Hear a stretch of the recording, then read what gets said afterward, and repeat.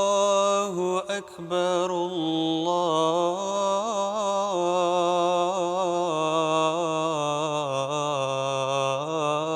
الله أكبر الله أكبر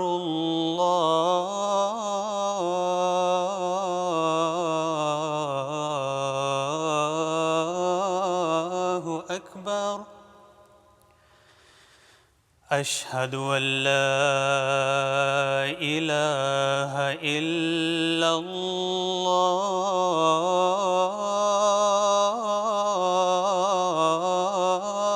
الله أشهد أن لا إله إلا الله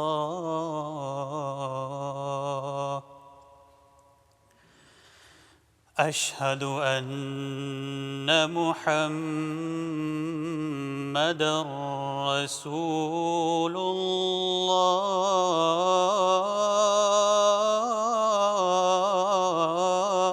الله أشهد أن محمدًا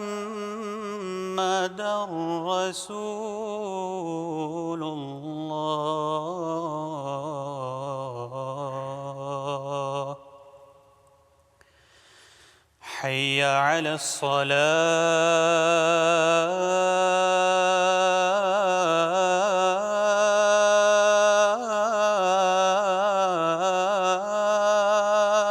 الصلاة حي على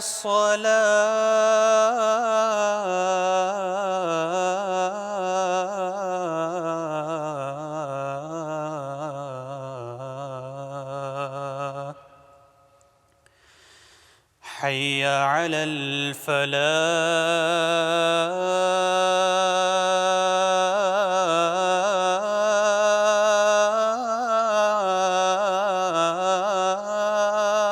الفلاح حي على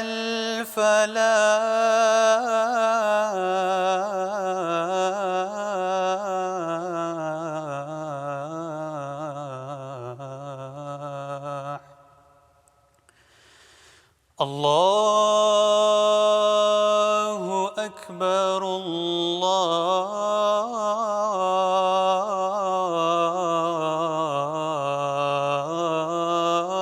الله أكبر لا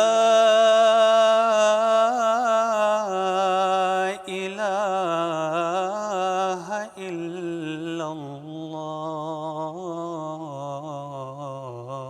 الله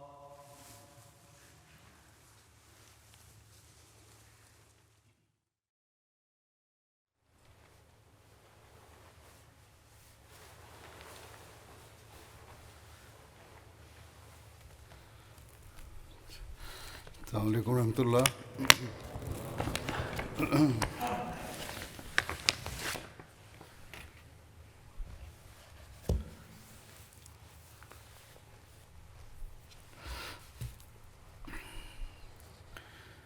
أشهد أن لا إله إلا الله وحده لا شريك له وأشهد أن محمدًا عبده ورسوله أما بعد فأعوذ بالله من الشيطان الرجيم بسم الله الرحمن الرحيم الحمد لله رب العالمين الرحمن الرحيم مالك يوم الدين إياك نعبد وإياك نستعين اهدنا الصراط المستقيم صراط الذين أنعمت عليهم غير المغضوب عليهم ولا الضالين.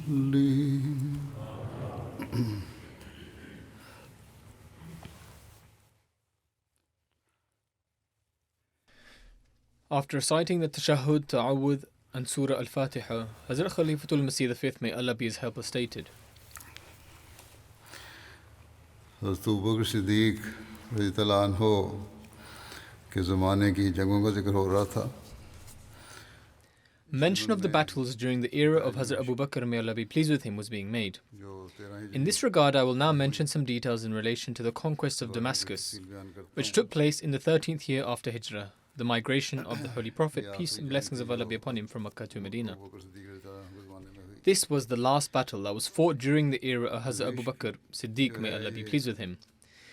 With regards to the location of Damascus, it is stated that it was the old capital of Syria and a city full of historical traditions.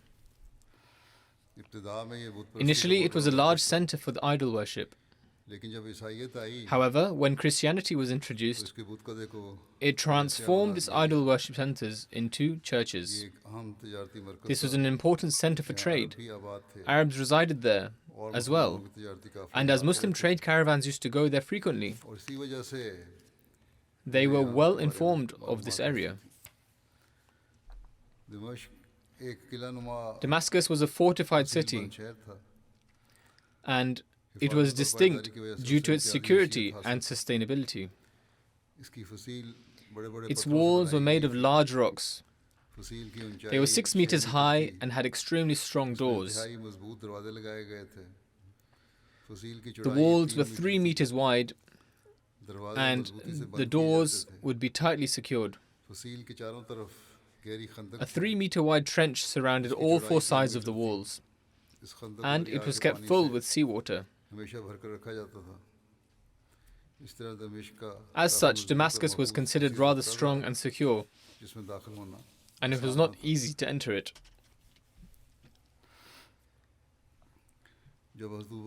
When Hazrat Abu Bakr, may Allah be pleased with him, dispatched various armies towards Syria, he appointed Hazrat Abu Ubaidah, may Allah be pleased with him, as the chief of one of these armies, and instructed him to advance towards Homs.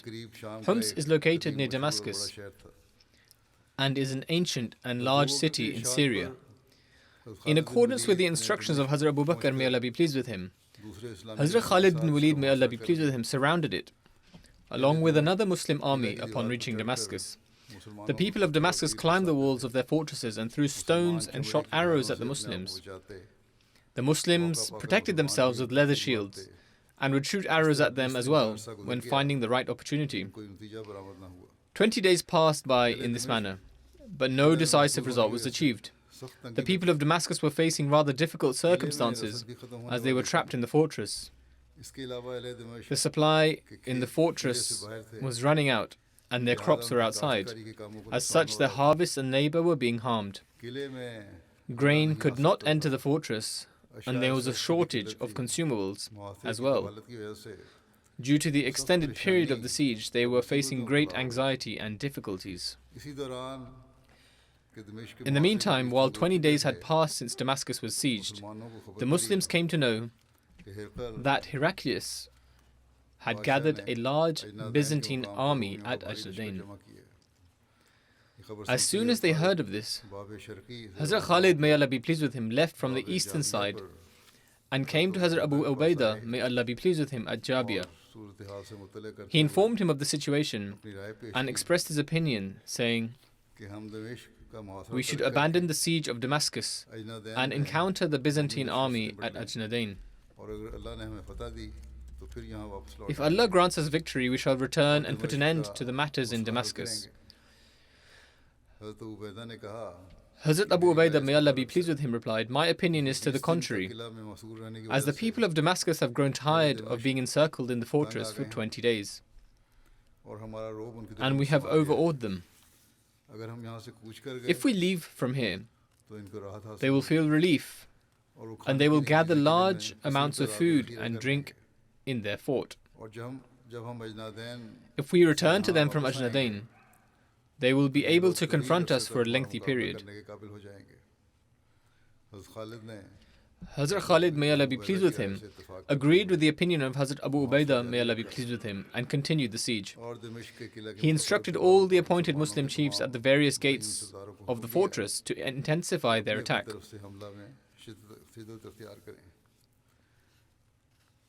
Complying with the instructions of Hazrat Khalid, may Allah be pleased with him, the Muslim army started launching ferocious attacks from every side. 21 days had now passed since the siege of Damascus. Whilst encouraging the Muslims to intensify their attacks, Hazrat Khalid, may Allah be pleased with him, personally continued launching ferocious attacks from the eastern side as well. The people of Damascus had now grown extremely tired and were awaiting help from Heraclius. Hazrat Khalid, may Allah be pleased with him, continued his attacks. They were engaged in battle when they saw that the Byzantines, standing on the walls of the fortress, suddenly started clapping and dancing and expressing their joy.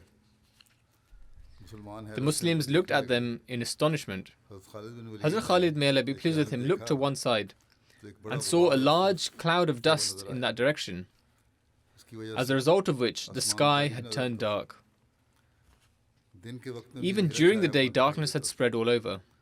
Hazrat Khalid, may Allah be pleased with him, immediately understood that the army of Heraclius was coming to aid the people of Damascus. Only a short while later, some informants confirmed this news, saying, "We saw a large army towards the valley of the mountain, and it is most certainly the army of the Byzantines." Hazrat Khalid, may Allah be pleased with him, immediately went to Hazrat Abu Ubaidah, may Allah be pleased with him, informed him of the situation and said, "I intend to take the entire army in order to confront the army of Heraclius. What do you suggest in this regard?" Hazrat Abu Ubaidah, may Allah be pleased with him, said, "This would not be the best course of action, because if we leave this place, then the people in the fortress will come out and fight us. The army of Heraclius will be attacking from one side, while the people of Damascus will be attacking from the other. We will be stuck between two Byzantine armies." Upon this, Hazrat Khalid, may Allah be pleased with him, said, "What then is your opinion?"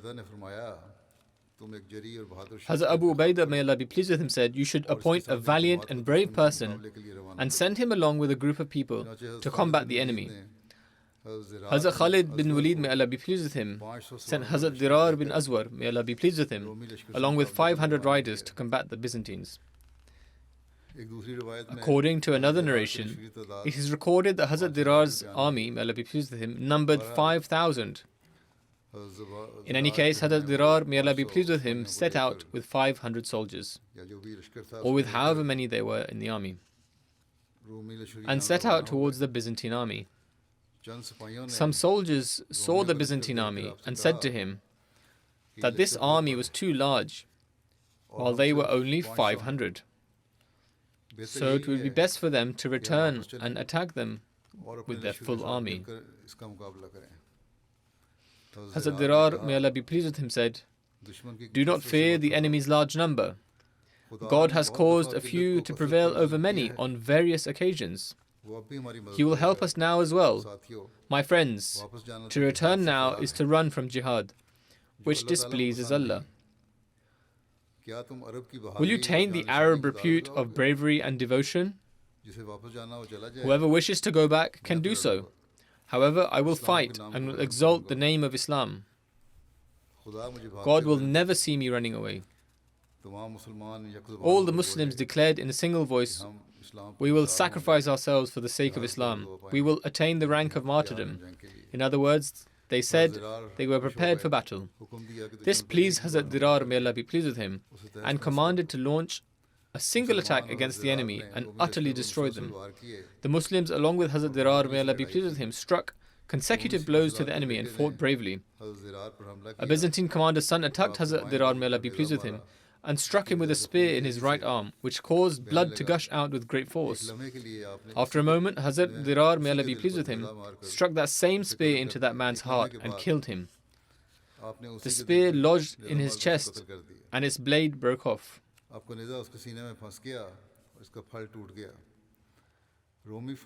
When the Byzantine army saw that the spear was broken, they attacked him and imprisoned him, seeing as he had no weapon in his hand. When the companions saw that Hazrat Dirar, may Allah be pleased with him, had been captured, they became very sad and worried. They launched many attacks to release him, but were unable to set him free.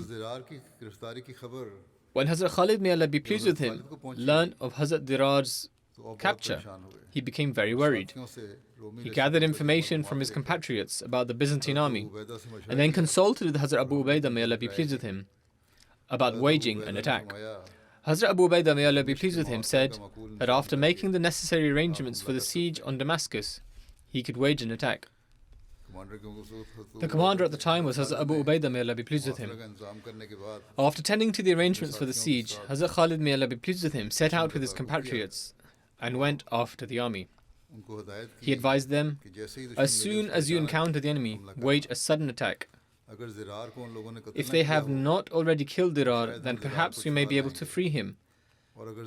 And if they have martyred Dirar, then by God, we will take full retribution from them.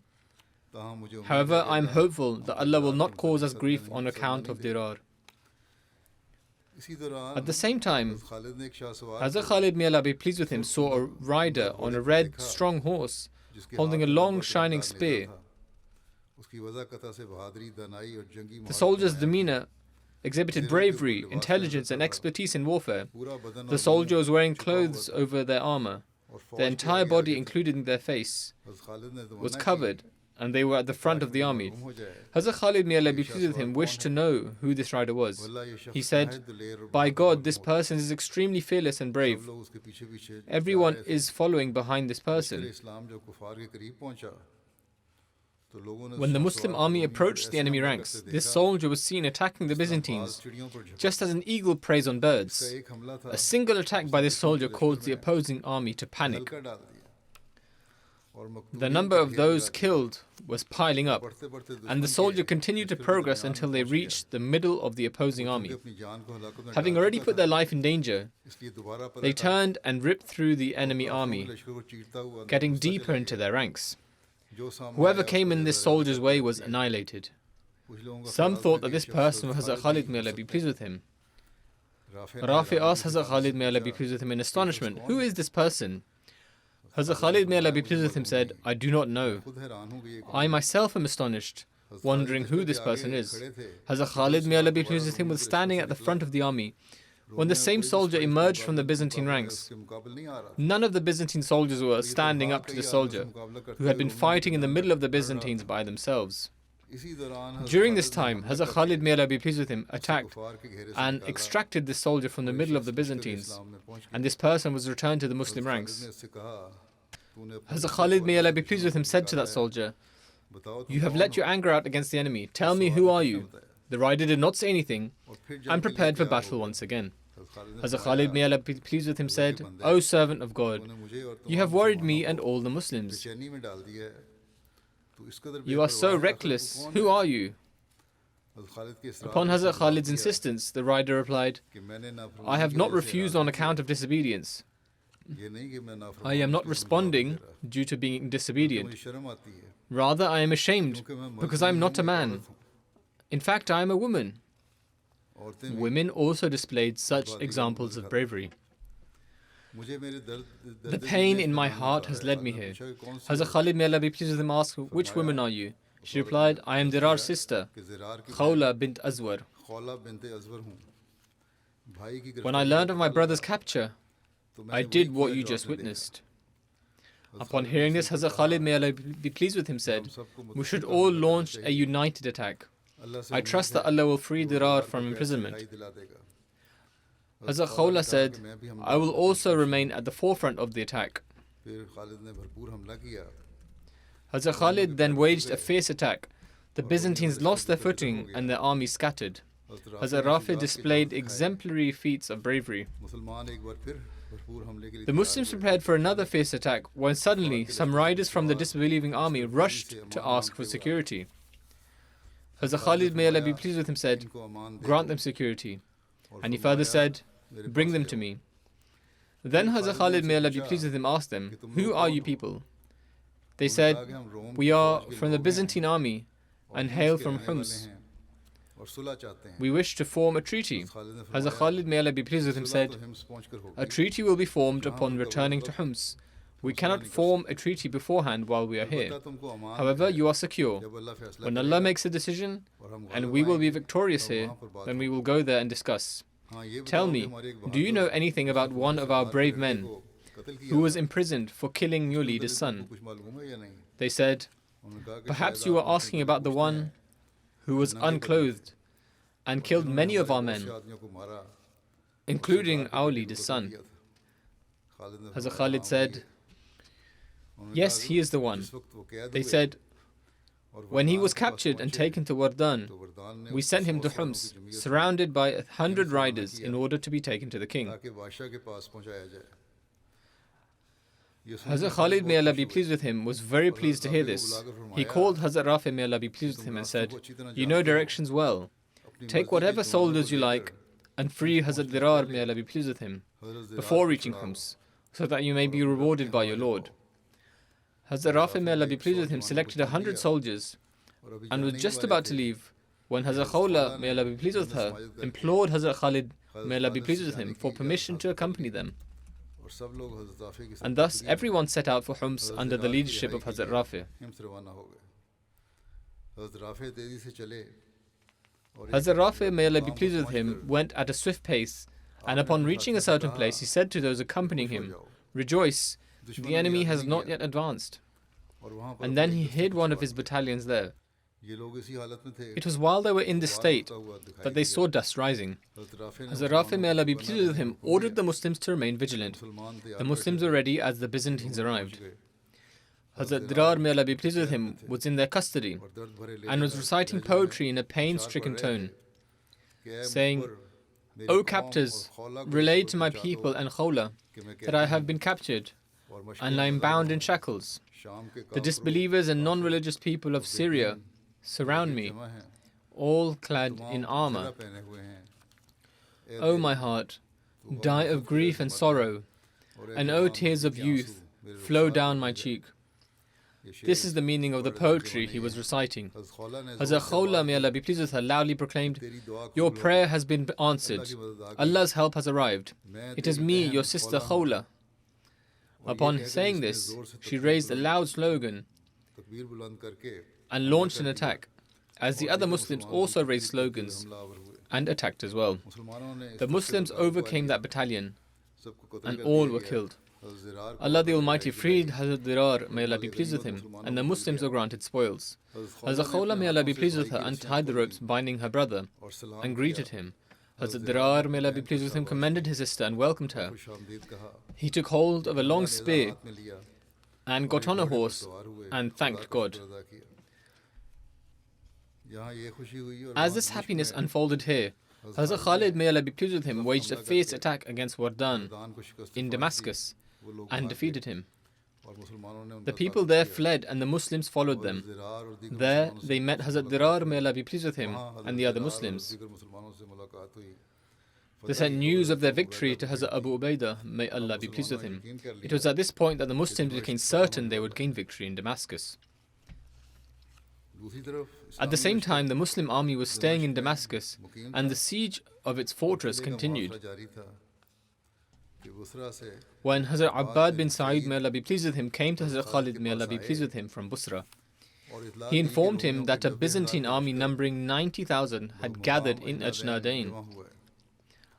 Hazrat Khalid, may Allah be pleased with him, consulted with Hazrat Abu Ubaidah, may Allah be pleased with him, who said, "Our army is scattered around various parts of Syria.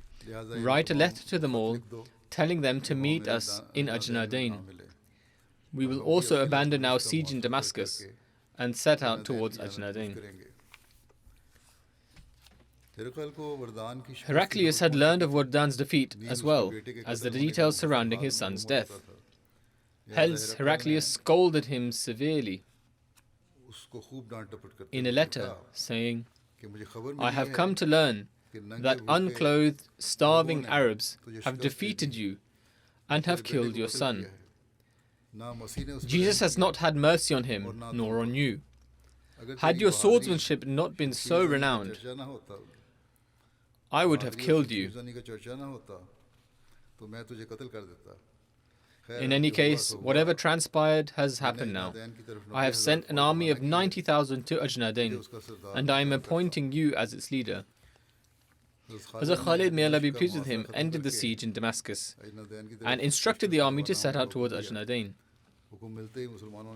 As soon as they received this instruction, the Muslims uprooted their tents and began loading their belongings on their camels. The camels which were spoils, the camels that were carrying belongings, along with women and children, were kept towards the back of the army, and the riders were kept at the front. Hazrat Khalid bin Walid, may Allah be pleased with him, said, "It is my opinion that I should travel at the back along with the women and children." However, Hazrat Abu Ubaidah, may Allah be pleased with him, said that he should remain at the front. He said, "It is possible that Wardan takes his army from Ajnadain and sets out towards Damascus, resulting in a confrontation with them. If you remain at the front of the army, then you will be able to stop them and combat them. Hence, you should be at the front, and I will remain at the back." Hazrat Khalid, may Allah be pleased with him, said, "Your suggestion is right. I will not oppose your opinion and suggestion." When the Muslim army ended the siege of Damascus and departed, the people of Damascus rejoiced at the army's leaving and started jumping up and down, clapping their hands to express their happiness. The people of Damascus had different opinions regarding the Muslim army's departure. Some said that they had heard about the great army of theirs that had assembled in Ajnadain, and so the Muslims went to Syria to join the other army. Someone else said they had grown weary from the siege, so they would go to some place else to fight. Others even went to the extent of saying that they were fleeing to return to Hijaz. However many people there were in Damascus had gathered at the place of a person called Paul. Prior to this, he had never faced the companions in battle. He was a very trusted person to Heraclius and an excellent archer. The people of Damascus appointed him as the governor, and by tempting him with all kinds of things, they tried to convince him to fight. They vowed to not flee from the battlefield, and he would have the right to himself kill anyone who did run away from the battlefield. When this oath was completed, Paul returned to his home to wear his armor. When his wife asked where he was going, Paul replied, "The people of Damascus have appointed me as the governor, so I am now going to fight the Arabs." His wife said, "Do not do this, and stay at home, for you do not have the strength to combat the Arabs. Do not fight them unnecessarily. I have seen in a dream today that you are holding a bow and are hunting birds in the sky. Some of the birds were hit and fell to the ground, but then got up and flew once more. I was astonished when I saw all of a sudden in the dream that many eagles were coming from above. Not one, but many. They attacked you and your companions so fiercely that they destroyed you all." Paul asked, "You saw me also in the dream?" She replied, "Yes. The eagles pecked at you so hard, causing you to fall unconscious." Having heard this, he slapped his wife and said, "You have been struck by fear of the Arabs. That is why you also had fear in your dream. Worry not, for I shall now make their leader your servant, and his companions herders for your goats and pigs." Paul immediately assembled an army of 6,000 cavalry and 10,000 foot soldiers, and set forth to go after and fight the Muslims, and pursued the Muslims' army's women, children, wealth, cattle, and the 1,000 strong army of Hazrat Abu Ubaidah, may Allah be pleased with him. The Muslims also prepared for battle, and in no time the disbelievers had reached. Paul was leading at the front and immediately launched an attack with 6,000 soldiers upon Hazrat Abu Ubaidah, may Allah be pleased with him. Paul's brother, Peter, was advancing with the infantry towards the women and made his way back to Damascus, having captured some of the women. Having reached the place, he stayed there waiting for his brother. Hazrat Abu Ubaidah, may Allah be pleased with him, deeming this a catastrophe, said that the view of Hazrat Khalid, may Allah be pleased with him, was correct, that he remained behind the army. Where the women and children were weeping, there was also an army of 1,000 fighting valiantly. Paul launched attack after attack upon Hazrat Abu Ubaidah, may Allah be pleased with him, and he himself may have also taken part in the combat. Hazrat Sahal, may Allah be pleased with him, swiftly reached Hazrat Khalid, may Allah be pleased with him, on horse, and informed him of the whole situation. Hazrat Khalid, may Allah be pleased with him, recited, Inna lillah, verily we belong to Allah. He sent Hazrat Rafi, may Allah be pleased with him, and Hazrat Abdul Rahman bin Auf, may Allah be pleased with him, each with an army of 1,000, in order to protect the women and children. He then sent Hazrat Dirar, may Allah be pleased with him, with 1,000 cavalries, and himself set off with the army to fight the enemy. Meanwhile, Hazrat Abu Ubaidah, may Allah be pleased with him, was in combat with Paul. When the Muslim armies reached from different places, they struck them so fiercely that the Byzantines, who had come to attack from Damascus, were made sure of their humiliation. Hazrat Dirar, may Allah be pleased with him, advanced towards Paul like a blazing fire. When he saw him, Paul trembled as he stood up after recognizing him. Paul dismounted his horse and began fleeing on foot. Hazrat Dirar, may Allah be pleased with him, chased after him, seized him alive and detained him. Hardly 100 disbelievers of the 6,000 survived this battle. Hazrat Dirar was worried because Hazrat Khawla, may Allah be pleased with her, was also among the captives. Hazrat Khalid, may Allah be pleased with him, said, Do not worry, we have captured one of their men, in exchange for whom they will easily return our captives. Hazrat Khalid, may Allah be pleased with him, took 2,000 soldiers with him and entrusted Hazrat Abu Ubaidah, may Allah be pleased with him, with the rest of the army, in order for the women to remain protected and to go himself to search for the women who had been apprehended. He swiftly reached the spot where the enemies had taken the Muslim women away, having captured them. He saw that the dust was scattered. He was surprised as to why some fighting had taken place there. Upon inquiry, he found out that Paul's brother Peter had detained the women and was waiting for his brother by a river, and they were about to distribute the women amongst themselves. Peter said regarding Hazrat Khawla, may Allah be pleased with her, that she would be his. They had detained the women in a tent, and as they waited for Paul, they went to rest. The majority of the women were very brave and experienced horse riders, who were skilled in all kinds of arts of combat. They gathered together, and Hazrat Khawla, may Allah be pleased with her, said to them, O daughters of the Himyar tribe, and O heirlooms of the Tuba tribe, are you happy for the Byzantine disbelievers to make you their bondwomen? Where is your bravery and honor, which were renowned in Arab sittings? It is a shame to see you without any honor, courage, and resolve. Your death is better than the tragedy that is to come. Hearing this, one of the female companions said, O Khawla, what you say is no doubt true, but tell us, for we are detained and without spears or swords. So what can we do? We have neither horses nor weapons, as we were detained unexpectedly. Hazrat Khawla, may Allah be pleased with her, then said, Be vigilant. The 10 poles are here. We should take these and attack these wretched people. Allah shall aid us, and we shall either be successful or be martyred. Thereupon, every woman picked up a wooden pole. Hazrat Khawla, may Allah be pleased with her, placed a wooden pole on her shoulder and led the way. She said to the women with her, Remain together like the rings of a chain, and do not disperse, lest we all be killed. Thereafter, Hazrat Khawla, may Allah be pleased with her, advanced, then attacked and killed one of the Byzantine disbelievers. The Byzantines were shocked by the courage and heroism displayed by these women. Peter said, You worthless people, what are they doing? One of the women replied, Today we have decided to smash your head with these wooden poles and safeguard the honor of our ancestors by killing you. Peter then said, Capture them alive, and make sure to capture Khawla alive in particular. They were circled on all 4 sides by 3,000 Byzantines, yet none of them could get to the women. If any of them advanced towards them, the women would kill them and their horses. In this way, they slayed 30 cavaliers. Seeing this, Peter became enraged and dismounted his horse. He attacked with his cohorts, with sword in hand. Yet the women gathered in one place and faced them all, with none of them able to approach. Peter said to Hazrat Khawla, may Allah be pleased with her, O Khawla, have mercy on your soul. I value you and have a lot of feelings in my heart for you. Do you not wish for a royal like me to be your master and for all my property to be yours too? Hazrat Khawla, may Allah be pleased with her, answered, O wretched infidel, by God, if I had my way, I would break your head right now with this wooden pole.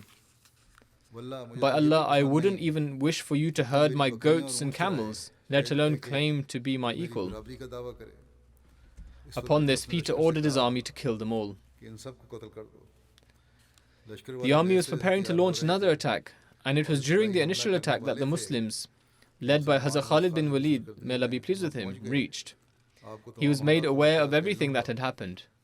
The Muslims were so pleased to hear of the courage and fighting of the women, and the entire army surrounded the disbelievers, attacking them together. Hazrat Khawla, may Allah be pleased with her, exclaimed, Allah's support has come. Allah has bestowed His mercy. When Peter saw the Muslims, he became worried and fled. However, as he was fleeing, he saw two Muslim cavaliers coming his way. One of them was Hazrat Khalid, may Allah be pleased with him, and the other was Hazrat Dirar, may Allah be pleased with him. Hazrat Dirar, may Allah be pleased with him, struck him with a spear. He survived as he fell off his horse. Hazrat Dirar, may Allah be pleased with him, struck him a second time, and he was slain. The Muslims killed many of the Byzantines, and the ones who survived fled to Damascus. When Hazrat Khalid, may Allah be pleased with him, returned, he called Paul and invited him to Islam, saying, Accept Islam or you shall be treated the same as your brother. Paul asked what had happened to his brother. Hazrat Khalid, may Allah be pleased with him, replied, He was killed. Seeing the outcome of his brother, Paul said, There is no more pleasure in life. Let me join my brother. Hence he too was killed. In any case, the Muslims gathered in Ajnadain. The details thereof have already been mentioned. The second siege of Damascus was then underway, for they had to abandon the first one. It is written in relation to the second siege of Damascus that after the victory at Ajnadain, Hazrat Khalid, may Allah be pleased with him, ordered the Muslim army to move towards Damascus. News of the defeat at Ajnadain had already reached the people of Damascus. But when they heard that the Muslim army was approaching Damascus once again, they became very alarmed. Those living in the outskirts of Damascus fled to take refuge in the fortress, and they collected a large amount of grain and other goods, so that their stock would not run out quickly in the case of a prolonged siege by the Muslim army. On top of that, they also gathered weaponry and other military equipment. Catapults, stones, shields, bows, and arrows, etc., were brought to the fortress walls in order to attack the besiegers. The Muslim army had set up camp near Damascus, and after advancing forward, they surrounded the fortress. Hazrat Khalid, may Allah be pleased with him, had appointed commanders along with their armies at every gate of Damascus. At the time, Thomas was the governor of Damascus. The chieftains, leaders, and learned people of Damascus advised Thomas that they did not have the strength to face the Muslim army. Therefore, he should either seek support from Heraclius or to make a peace treaty, i.e., give them what they demand in order to save our lives. Thereupon, Thomas said out of arrogance and pride, The Arabs have no significance in my eyes. I am the son-in-law of Heraclius and an expert in battle. Whilst I am here, the Muslims shall not have the courage to even step foot into the city. Having heard this, the chieftains understood that he was reassuring them that a large army from Heraclius would soon come to help them. Thomas ordered for the Muslims to be attacked ferociously from all sides. Many Muslims were injured or martyred during these attacks. Hazrat Aban bin Sa'id, may Allah be pleased with him, was hit by a poison arrow. After removing the arrow, he wrapped the wound with his turban. But after a little while, the poison had spread to all his body, and he fell unconscious. He shortly after attained martyrdom. Hazrat Aban's nikah, his marriage ceremony, with Hazrat Aban, may Allah be pleased with her, took place during the conquest of Ajnadain. And the mendi, like the henna applied during the preparations for weddings, still remained on his hands, and the perfume in his hair.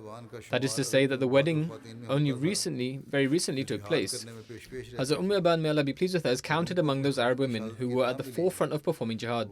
When news reached her of her husband's demise, she came running and stumbling. Having found her husband's body, she stood displaying complete patience and forbearance. She did not even for a moment utter anything out of ingratitude, and she recited some couplets upon the parting of her husband. Hazrat Khalid bin Walid, may Allah be pleased with him, led his funeral prayer. After the burial, Hazrat Ondemand, may Allah be pleased with her, went to her tent with firm resolution and determination. She had a weapon in hand, and a cloth was tied around her face when she reached the Thomas Gate, where her husband had been martyred. A fierce battle was underway at the Thomas Gate. Hazrat Ondemand, may Allah be pleased with her, joined the Muslims and fought valiantly, killing many Byzantines with her arrows. In the end, during the battle, she had the opportunity to take aim at the guard of Thomas, who was holding the great cross. This cross was made of gold and was laden with valuable gems. The one holding the great cross would encourage the Byzantines to fight and pray for success by means of the cross. As soon as the arrow of Hazrat Ondemand, may Allah be pleased with her, struck him, the cross fell down and came into the hands of the Muslims. When Thomas witnessed the Muslims in possession of the cross, he went down with his companions to retrieve it, and they opened the gate to fight the Muslims. In the meantime, the Byzantines were ferociously attacking from the top of the fortress.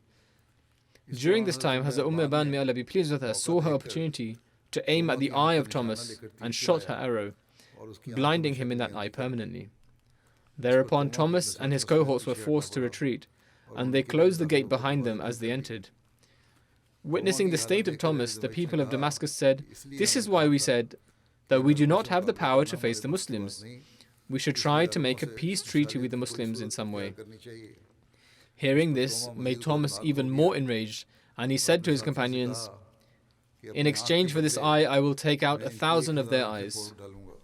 The people of Damascus were hoping for the support of an army of 20,000 from Homs. But the Muslims had already planned to send a battalion of the army on the path to Damascus, and thereby halt the army coming from Homs there and then. The Muslims had been continuing their robust siege of Damascus. The enemies were greatly worried by the onslaughts, arrows, and catapults. When the people of Damascus were certain that the reinforcements would not arrive, and they had grown weak and cowardly, they stopped striving so much, and this increased the feelings of the Muslims to overcome their enemy. The people of Damascus believed that the Muslims would be unable to bear the difficulties of the prolonged siege in the intense cold. But the Muslims, in fact, braved the circumstances with utmost valor. The Muslims utilized the empty land surrounding Damascus to rest. According to the weekly schedule, the battalions at the battlefront would come and rest. And when they would leave, another battalion would come to rest. Furthermore, there would be a battalion assigned to overlook and support the battalions fighting at the appointed gates. In this way, keeping control over even the longest of sieges was made easier. However, the Muslims did not just settle for that. They continued to carry out investigations in the battlefield and deploy military tactics in order to break through the organized hurdles placed by the enemy. Thus, with the continued and organized barriers in place, Hazrat Khalid bin Walid, may Allah be pleased with him, was successful in picking a suitable place where it was possible to penetrate Damascus. This was the best spot of Damascus, for there was very deep water in the trenches there, and to enter from there would be very dangerous. The plan devised by Hazrat Khalid bin Walid, may Allah be pleased with him, to enter Damascus was to gather some ropes in order to climb the walls and tie them together to be used as ladders in order to climb into Damascus. Hazrat Khalid bin Walid, may Allah be pleased with him, received news that the leader of the Byzantine army of 10,000 on its way to Damascus had a child. The commander had a child, and all, including the guards, were occupied in the celebration. Hence they all ate and drank to their fill and slept whilst drunk, thus remaining heedless of their duties.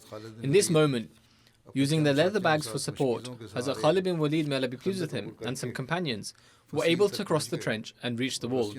Having knotted the ropes together to make a ladder, they hung it firmly to the wall and hung a number of these ropes to the wall. Thereafter, a large number of Muslims began to climb the wall using these ropes. And after getting down on the other side, they were able to reach the gate. They cut the gate latch with their swords to separate it. In this manner, the Muslim army was able to enter Damascus. Hazrat Khalid's army took control over the eastern gate, and out of panic, the Byzantines made a peace treaty with Hazrat Abu Ubaidah, may Allah be pleased with him, at the western gate, even though they had refused the peace treaty offered by the Muslims previously and were bent upon war.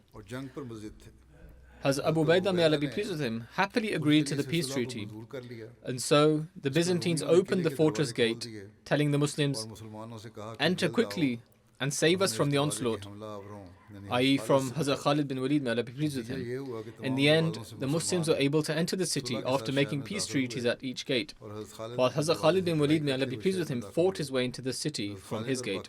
Hazrat Khalid, may Allah be pleased with him, and the other four leaders met one another in the center of the city. Although Hazrat Khalid bin Walid, may Allah be pleased with him, had gained victory in parts of Damascus through battle, as Hazrat Abu Ubaidah, may Allah be pleased with him, had accepted reconciliation, the terms of peace were accepted throughout the conquered areas. It should be clarified here that often historians attribute the victory of Damascus to the era of the caliphate of Hazrat Umar, may Allah be pleased with him. However, the expeditions to Damascus had been initiated during the era of caliphate of Hazrat Abu Bakr, may Allah be pleased with him. By the time the news of victory reached Medina, Hazrat Abu Bakr, may Allah be pleased with him, had passed away. This was the last battle during the era of Hazrat Abu Bakr, may Allah be pleased with him. God willing, in future I will present other aspects of the life of Hazrat Abu Bakr. I will at this time mention some who have passed. The first is respected Umar Abu Arqub Sahib, who was the Sadr, the local president of the Ahmadiyya Muslim community in southern Palestine. He passed away on the 15th of August at the age of 70. Surely to Allah we belong and to Him we shall return. Umar Abu Arqub Sahib was first introduced to Ahmadiyyat in 2010 through watching MTA Arabiya.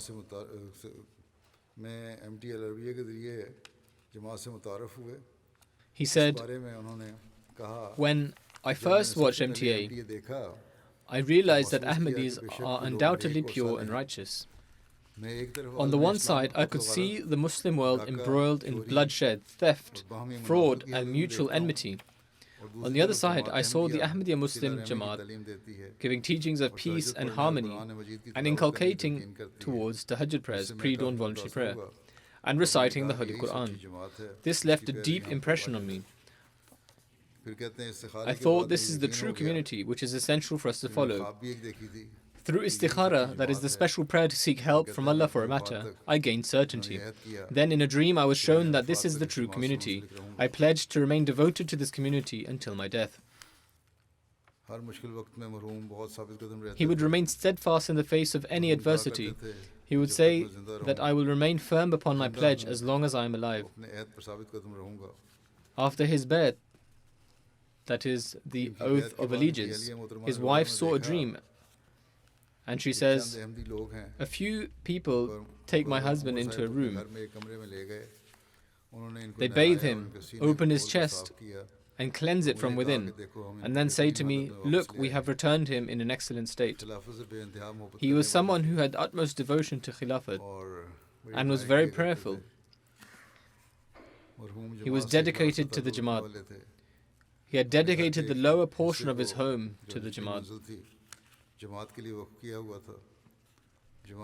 The Ahmadiyya communities in southern Palestine held the prayers, Eids, Friday prayers, and meetings and gatherings there. His son says he left in his will that this portion of the home should be dedicated to the Jamaat. During his illness, his opponents would urge him to repent and leave the Jamaat, and told him his illness would subside if he did so. Despite this, he would engage in preaching discussions. In fact, he held a debate with a fierce opponent and left him utterly silenced and unable to respond. When his illness intensified, he had to be transferred to the ICU. His son said to this Muslim cleric, who was fiercely opposed, to leave his father alone because he was vastly experienced and he would never persuade him.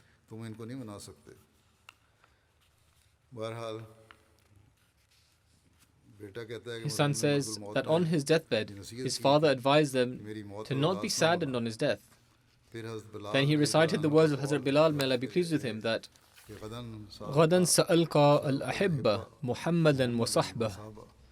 That is, tomorrow I will meet with my beloved Muhammad. May the peace and blessings of Allah be upon him and his companions.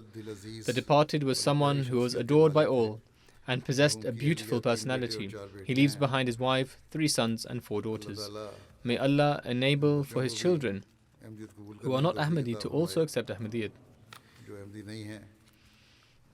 May Allah elevate the rank of the departed and confer him with his mercy and forgiveness. The next mention is of Shaykh Nasir Ahmad of Mithi Tarparkar, who recently passed at the age of 93. Inna lillahi wa inna ilayhi raji'un. Surely to Allah we belong, and to Him we shall return. He accepted Ahmadiyyat in 1969. He was a passionate preacher who held immense honor for his faith. His prominent qualities included that he was fearless, punctual in his 5 daily prayers, hospitable, and had deep devotion to Khilafat. He had the blessing of bringing into the fold of Ahmadiyyat many people from Mithi and surrounding areas. The first mosque built in Mithi was constructed on an area that he had given. He had to face staunch opposition from his family, kinsfolk, and community. When getting his daughter married, his community exerted huge pressure to try and prevent him from marrying outside of his community amongst Ahmadis. He was boycotted and they did not attend the wedding. Despite this fierce opposition, with the grace of Allah, all his daughters married in Ahmadi households. He gave special emphasis to the good upbringing of his children. He would ensure they read the Holy Quran and were punctual in offering the prayers. The women in his family, who previously dressed in Hindu traditional attire, they soon wore the burqa. Once Hazrat Khalifatul Masih IV, may Allah have mercy on him, said some words of praise regarding him, and said, if we produce one Nasir in every center, we will certainly find success. He leaves behind 2 sons and 4 daughters.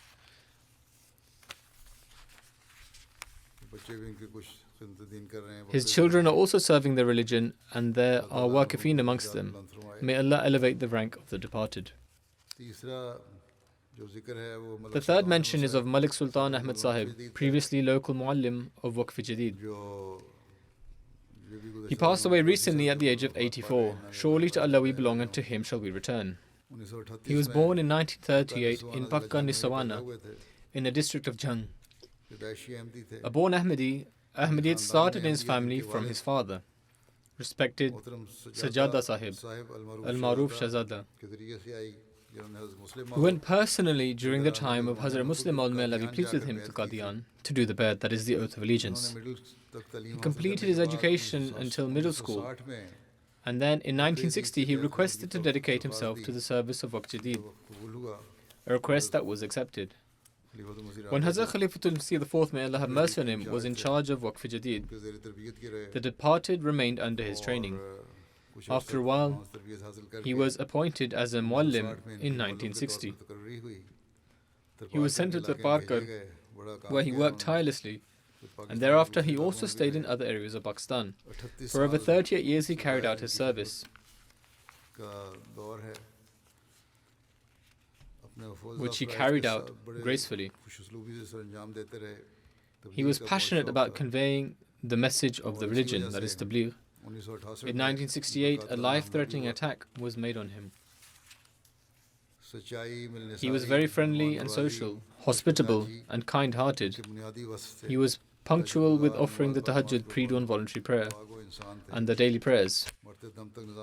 He was a prayerful individual. He kept a connection of loyalty with Khilafat until his last breath and would advise his children in this regard as well. He leaves behind his wife, 3 sons and 2 daughters. May Allah grant him mercy and forgiveness and elevate his rank. Next mention is of Mahbub Ahmad Rajki Sahib, who was of Sadullahpur, Mandi, Bahauddin. He passed away recently at the age of 86. Inna lillahi wa inna ilayhi raji'un. Surely to Allah we belong and to Him we shall return. He was a Musi and leaves behind 2 sons and 1 daughter. One of his sons is in Germany and another in Lahore. He was the son of the companion of the promised Messiah, Ghulam Ahmad Sahib Rajki, and the nephew of Hazrat Maulvi Ghulam Rasul Rajki Sahib, and the maternal grandson of Hazrat Maulvi Ghaus Muhammad Sahib. The departed son Masroor Sahib says, he served for 37 years as president of the Ahmadiyya community in Sadullahpur. He was very prayerful, was a true devotee to the Holy Prophet, peace and blessings of Allah be upon him, and the promised Messiah, peace be upon him. He had deep affection for Khilafat, and he was a fearless servant of the faith. On 3 occasions he had the honor of being a prisoner in the way of Allah. He was punctual with the 5 daily prayers and would offer long tahajjud prayers. On many occasions he was shown the acceptance of his prayers by Allah the Almighty. He sometimes saw visions and dreams. During his imprisonment, he often saw dreams, such as that on this particular day he would be released, or that such and such would occur on a particular date. He would spend the day often engaged in supplications and durood.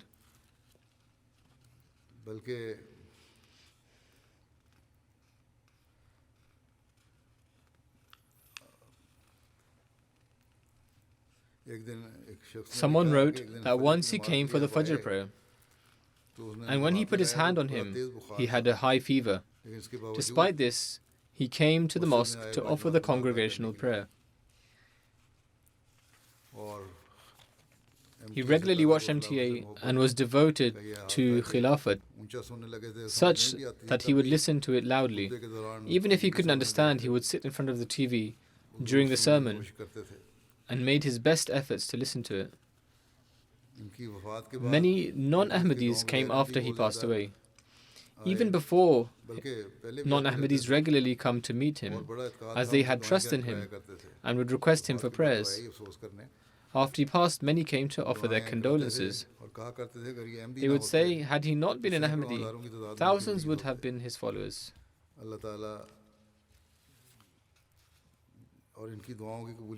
Many non-Ahmadis related incidents of acceptance of prayers relating to him. May Allah grant him mercy and forgiveness and elevate his rank.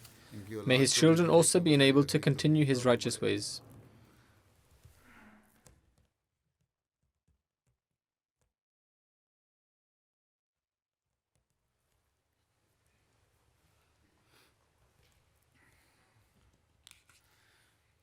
I will, God willing, lead these funerals after the Friday prayers. Alhamdulillah, Alhamdulillah, nahmaduhu wa nasta'inuhu wa nastaghfiruhu wa nu'minu bihi wa natawakkalu alayhi wa na'udhu billahi min shururi anfusina ومن سيئات أعمالنا من يهده الله فلا مضل له ومن يضلل فلا هادي له ونشهد أن لا إله إلا الله ونشهد أن محمدا عبده ورسوله عباد الله رحمكم الله إن الله يأمر بالعدل والإحسان وإيتاء ذي القربى وينهى عن الفحشاء والمنكر والبغي يعظكم لعلكم تذكرون اذكروا الله يذكركم وادعوه يستجب لكم ولذكر الله أكبر